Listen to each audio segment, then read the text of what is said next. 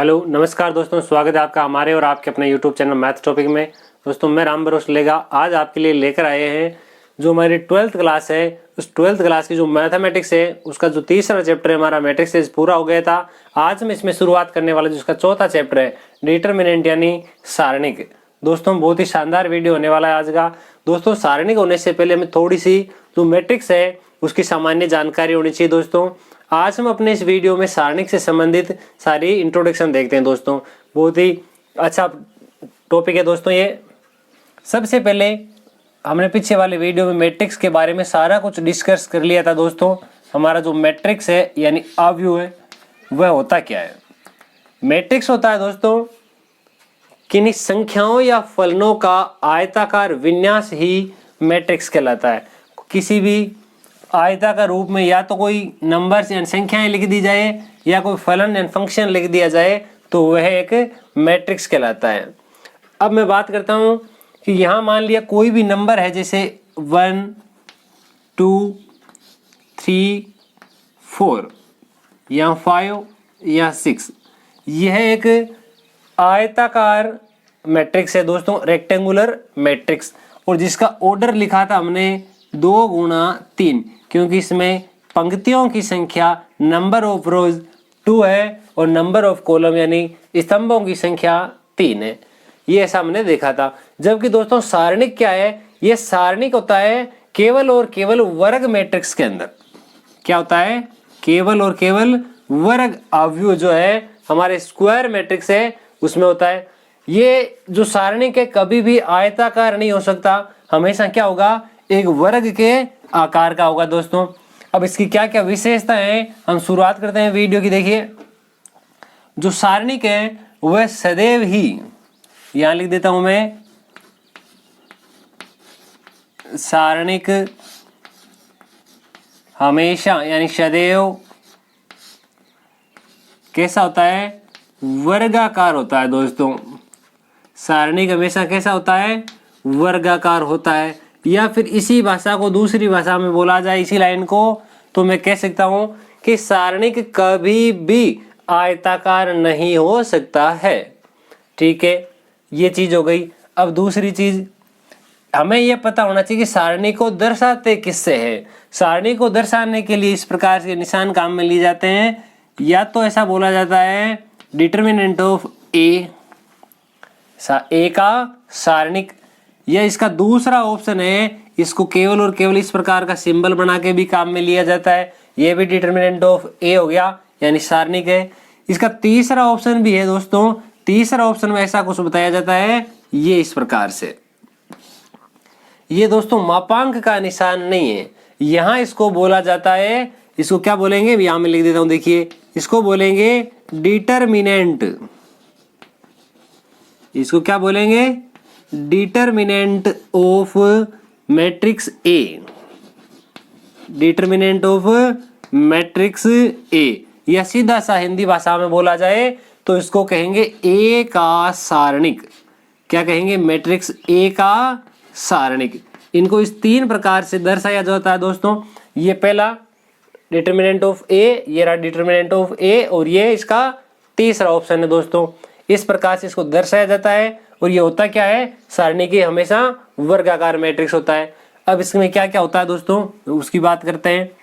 अब देखिए दोस्तों जो सारणिक है हमारा, जो डिटरमिनेंट है, उसके लिए हम सबसे छोटी से छोटी चीजों से शुरुआत करते हैं। जैसा कि हमने पढ़ा है यह कोई लीनियर इक्वेशन, कोई रेखिक समीकरण है।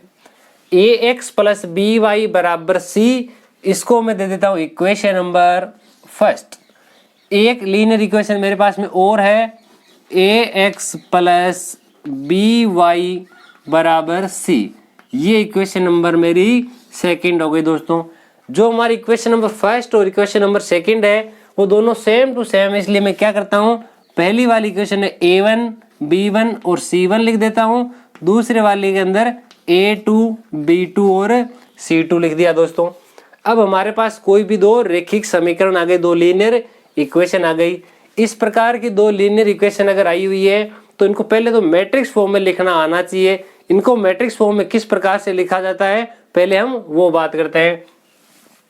इसको जब मैट्रिक्स के रूप में लिखा जाएगा तो ऐसा लिखा जाएगा फ्रेंड, सबसे पहला जो मैट्रिक्स आएगा वो आएगा x और y के जो कोफिशिएंट है, यानी जो x और y के गुणांक है वह आएंगे। x का गुणांक क्या है पहले वाले में a1, y का गुणांक क्या है b1। नेक्स्ट इसमें x का गुणांक और इसमें y का गुणांक।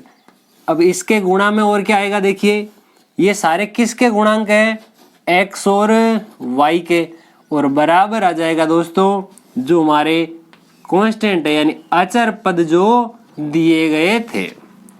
ये हमने इन दोनों के लिए मैट्रिक्स फॉर्म लिख लिया दोस्तों।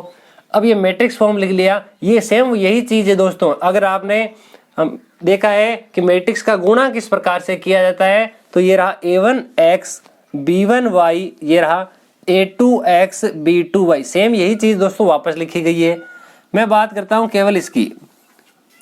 हमने दोस्तों क्लास 11th में भी सीखा था और क्लास 10th में भी सीखा था कि जो हमारे पास इक्वेशन होती है लीनियर इक्वेशन, उनका अद्वितीय हल यानी जो उनका यूनिक सॉल्यूशन है वह कब होता है, यदि दो लीनियर इक्वेशन यानी सरल समीकरण इस प्रकार की हो कि a1 अपॉन a2 जो है वो not equal b1 upon b2 हो।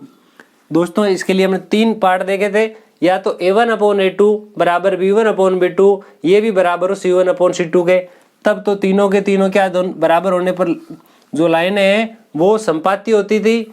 इसके अलावा जो दूसरा ऑप्शन देखा था a1 upon a2 not is equal to b1 upon b2, तब हमारा अद्वितीय हल है। तीसरा ऑप्शन ये था a1 upon a2 is equal to b1 upon b2 not equal c1 upon c2। उसमें दोस्तों इमेजनरी सॉल्यूशन है, उसका काल्पनिक हल विद्यमान, कोई हल विद्यमान नहीं होता है वैसे। अब मैं इसकी बात करता हूं। मेरे पास में कोई एक मैट्रिक्स है, मैट्रिक्स ए, ये क्या है, मेरे पास में कोई भी एक मैट्रिक्स है दोस्तों, ये मेरे पास एक मैट्रिक्स, इसको नाम दे देता हूं मैं ए बी सी और डी। ये अब तक मैट्रिक्स है दोस्तों जिसका ऑर्डर है 2 × 2। जब दोस्तों सारणिक पढ़ते हैं तो हमें ऑर्डर ये 2 × 2 बताने की आवश्यकता नहीं होती है, क्योंकि जो सारणिक है वह हमेशा एक वर्ग मैट्रिक्स होती है। तो केवल और केवल इतना बोल दो, ये 2 क्रम की एक मैट्रिक्स है दोस्तों, ठीक है।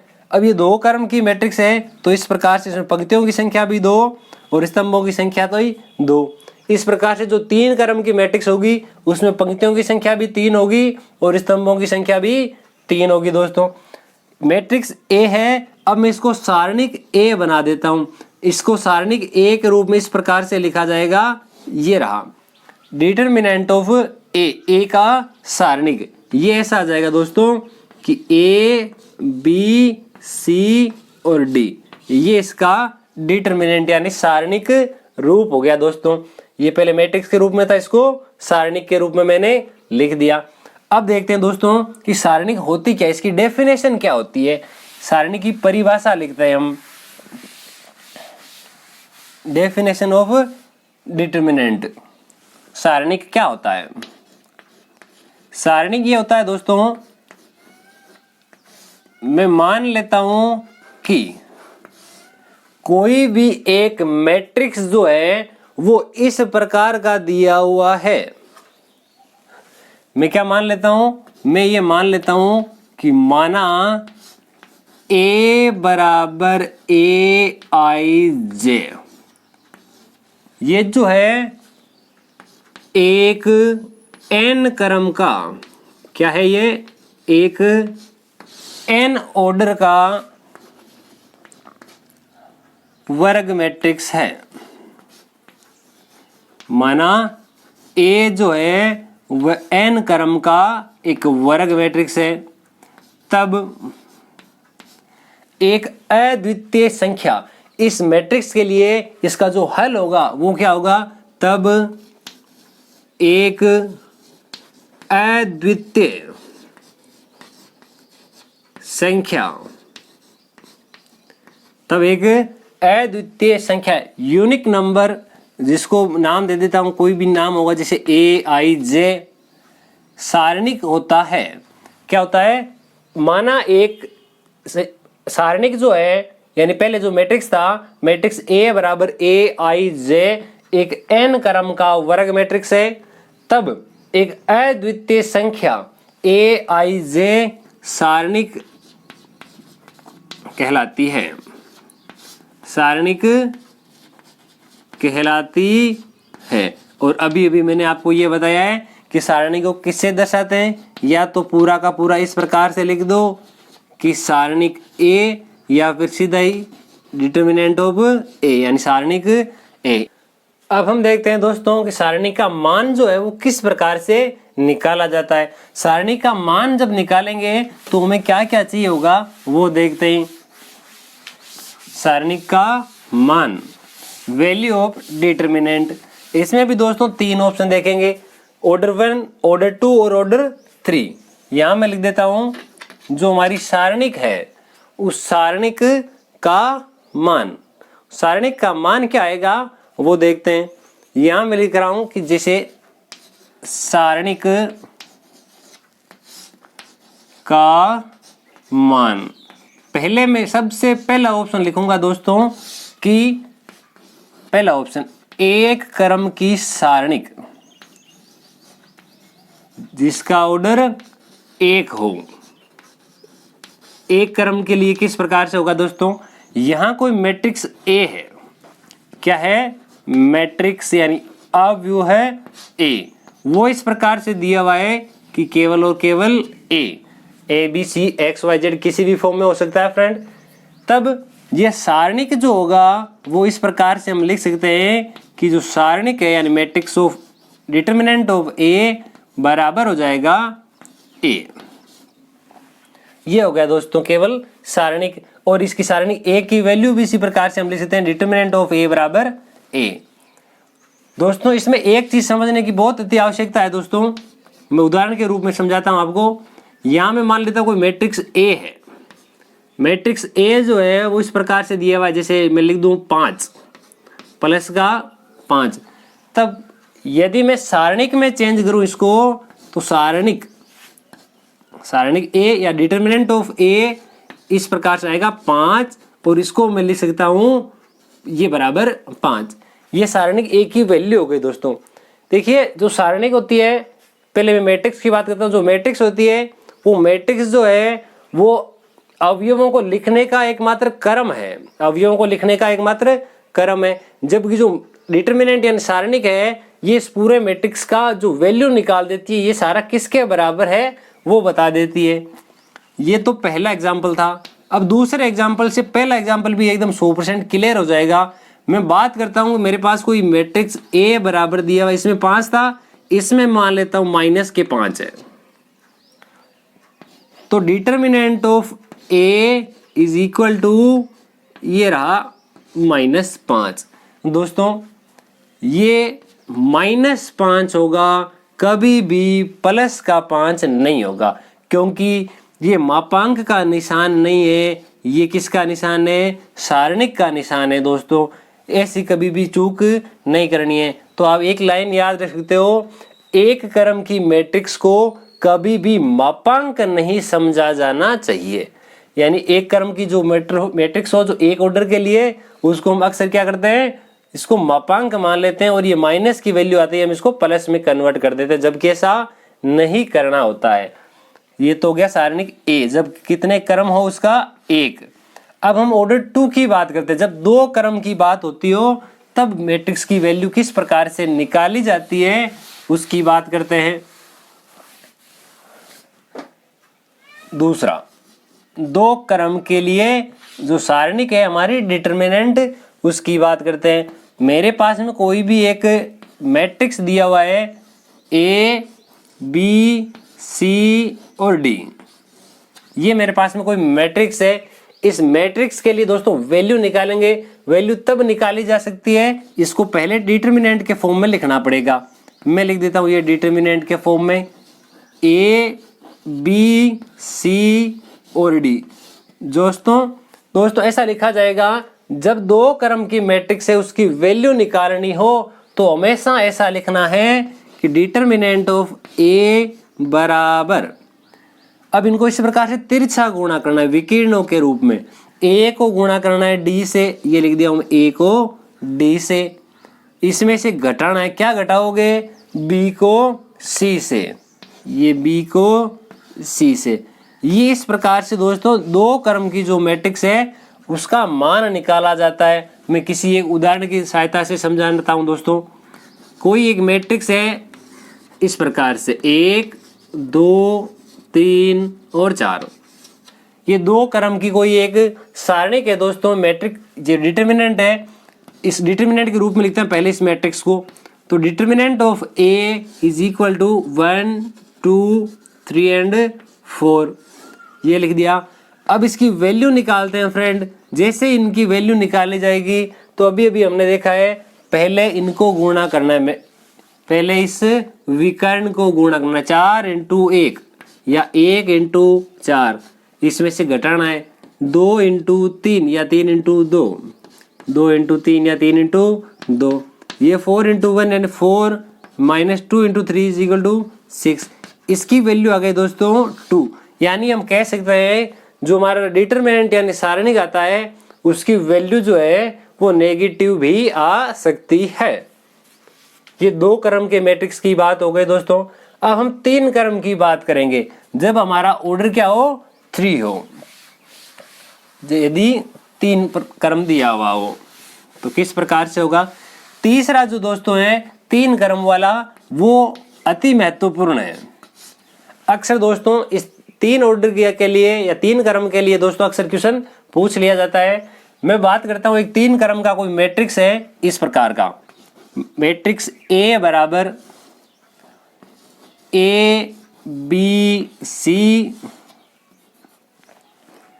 और यहां लिख देता हूं ए बी सी, ये हो गया D E F G H I.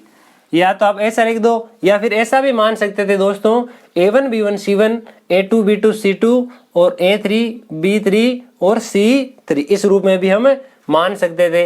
ये 3 क्रम का एक मैट्रिक्स है दोस्तों। पहले मैं इसको सारणिक के रूप में बदलता हूं, तो सारणिक A बराबर ये आ जाएगा A B C, और ये हो गया D E F, ये हो गया G H I। अब इसकी वैल्यू किस प्रकार से निकाली जाती है दोस्तों हम वो देखते हैं। इसके बाद में ये भी देखें दोस्तों जो सारणिक है इसके लिए एक उप सारणिक भी होता है। क्या होता है, एक उप सारणिक, वो क्या होता है वो भी देखेंगे। जो हमारा डिटर्मिनेंट ऑफ ए है इसकी वैल्यू ज्ञात करते हैं।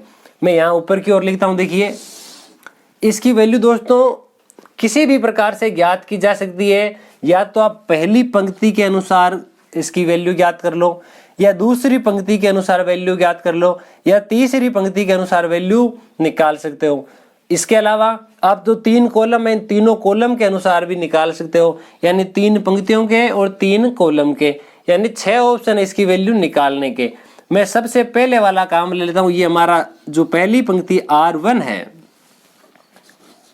मैं R1 से प्रसार कर देता हूं, R1 से क्या कर देता हूं, प्रसार। इस R1 के अनुदिश दोस्तों मैं इसकी वैल्यू निकाल रहा हूं। तो वैल्यू निकालने के लिए दोस्तों सबसे पहले जो पहला अवयव है ये वाला, जब मैं पहले अवयव की बात करता हूं तो ये पहला अवयव इस पंक्ति में आता है, पहली पंक्ति में, और ये इस स्तंभ में आता है, पहले स्तंभ में। मैं जिस अवयव की बात करता हूं वो जिस पंक्ति में आता है तथा जिस स्तंभ में आता है वह दोनों ही नहीं गिने जाएंगे।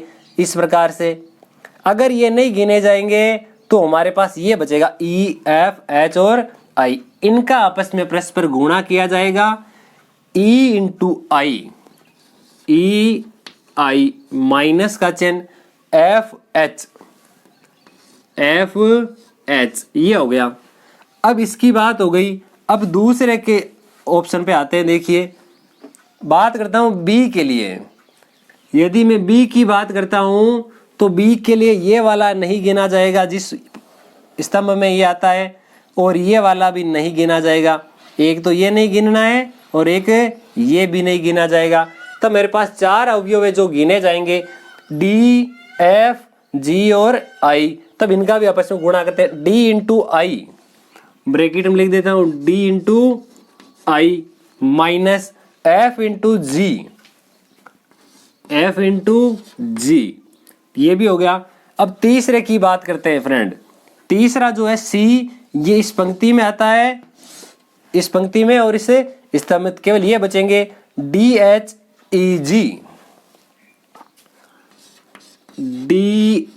Minus EG। यहां तक हो गया दोस्तों। अब सबसे बड़ी समस्या ये होती है स्टूडेंट की कि यहाँ जो इनके चिन्ह होते हैं प्लस या माइनस, उनसे संबंधी दिक्कत आ जाती है। तो एक सबसे शॉर्ट ट्रिक है दोस्तों, आप इनके जो प्लस माइनस के चिन्ह हैं उनको इस प्रकार से याद रख सकते हो कि ये साथ में लिख दो माइनस का 1, ये माइनस का 1। अब इस -1 को क्यों लिखा? अब यहाँ प्लस आएगा या माइनस आएगा, मैं इस 1 की पावर कर देता हूं कुछ ना कुछ। अगर इस 1 की पावर यानी सम संख्या होगी तब तो ये प्लस का होगा, यदि विषम संख्या होगी तब ये माइनस का हो जाएगा। कैसे? मैंने बात की थी इस पहले वाले अवयव के लिए। ये जो पहले वाला अवयव है ये क्या है? A11। पहला अवयव इसी प्रकार से लिखते हैं, पहली पंक्ति पहला स्तंभ, ये 1 1 आता है तो 1 + 1 दोनों को ऐड करके यहाँ लिख दो 2 हो जाएगा। और जब 2 है ऑर्डर, इसका स्क्वायर है, तो ये कभी भी माइनस नहीं होगा, तो ये प्लस हो जाएगा। इसको मैं लिख सकता हूँ A × EI माइनस FH। ठीक है, इससे आगे बढ़ते हैं, B के पास आ जाते हैं। B क्या है? A12, पहली पंक्ति दूसरा स्तंभ, 1 + 2 होता है 3। यदि -1 की पावर 3 है तो चिन्ह आएगा माइनस का, और यहाँ लिखेंगे B DI माइनस FG। ठीक है, अब नेक्स्ट और आगे बढ़ते हैं C की ओर।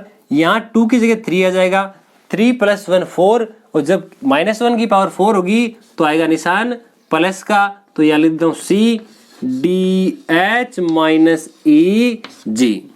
ये हो गया दोस्तों इनके चिन्हों का क्रम। कंपल्सरी नहीं दोस्तों, आप R1 से ही प्रसार करते हो।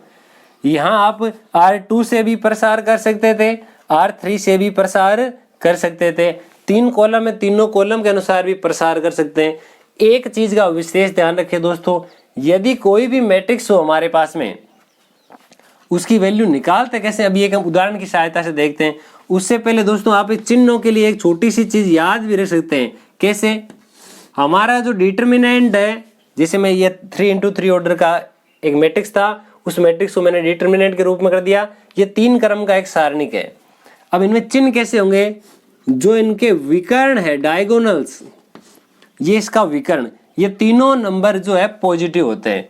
चाहे ये डायगोनल है, चाहे अगर मैं इस डायगोनल की भी बात करूं, ये डायगोनल, चाहे ये विकर्ण हो चाहे ये विकर्ण, दोनों विकर्णों के सभी अवयव जो है वो प्लस के होते हैं। इसके अलावा जो बच गए वो 4 मान हैं वो माइनस के होते हैं दोस्तों। इस प्रकार से आप याद भी रख सकते हो। तो जैसे अभी मैंने देखा था A, B और C के लिए A+ का, B- का, C+ का। अगर दूसरे वाले के लिए बात करूं तो चिन्हों का क्रम ये नहीं होगा जो अभी हमने लिखा था, ये वाला होगा।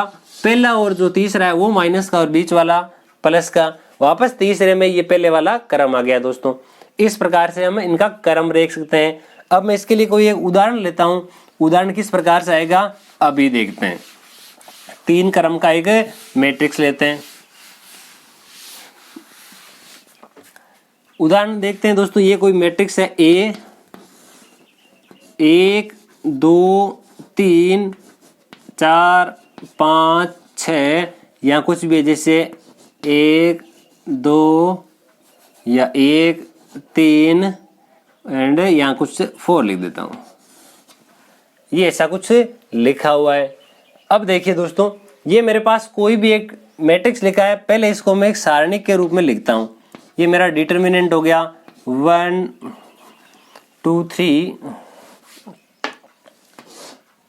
1 2 3 4 5 6 1 3 4।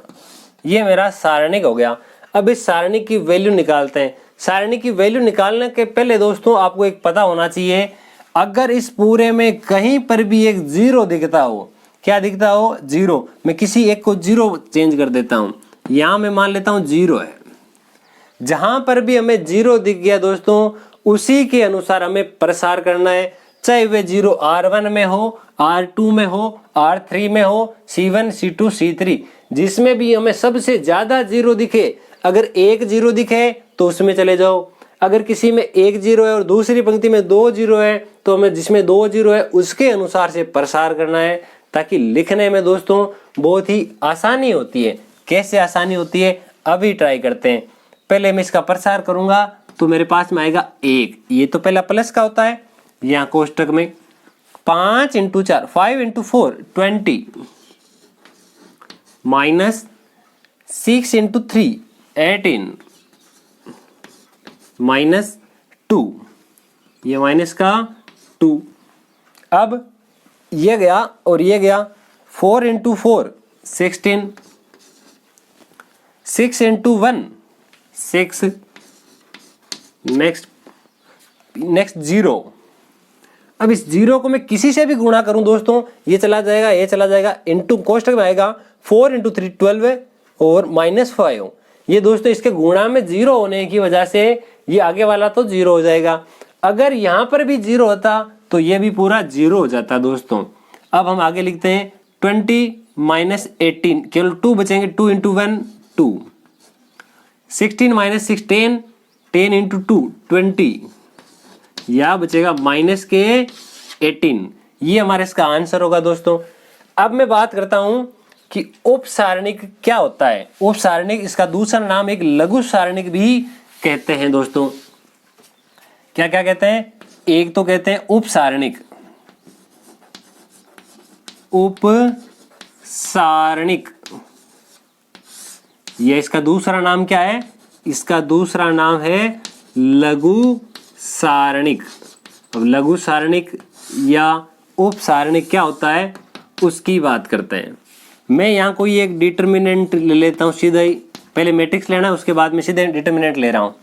यहाँ मैंने लिख दिया जैसे ABCDEFGHI, ये कोई एक डिटर्मिनेंट यानी एक सारणिक लिखा हुआ है। अब इस सारणिक में जितने अवयव हैं, जितने भी अवयव हैं, उन अवयवों के सबके क्या होंगे? उप सारणिक या लघु सारणिक होते हैं। अब वो होते क्या हैं वो पता होना चाहिए।